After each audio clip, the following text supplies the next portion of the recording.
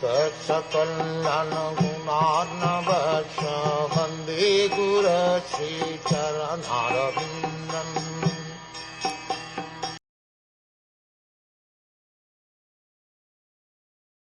The Lord showed his lotus feet by raising them.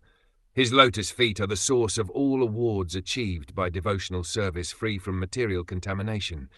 Such awards are for those who worship him in pure devotion. The splendor of the transcendental rays from his moon-like toenails and fingernails appeared like the petals of a flower.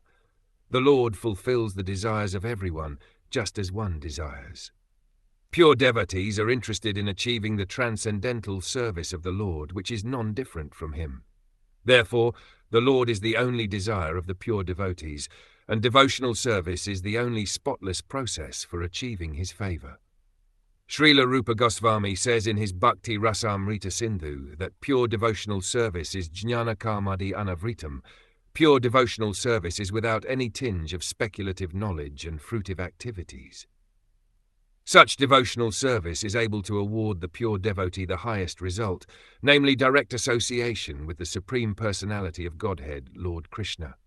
According to the Gopalatapani Upanishad, the Lord showed one of the many thousands of petals of his lotus feet.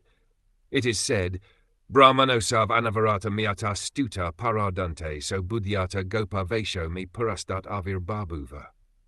After penetrating for millions of years, Lord Brahma could understand the transcendental form of the Lord as Sri Krishna, in the dress of a cowherd boy, and thus he recorded his experience in the Brahm Samhita in the famous prayer,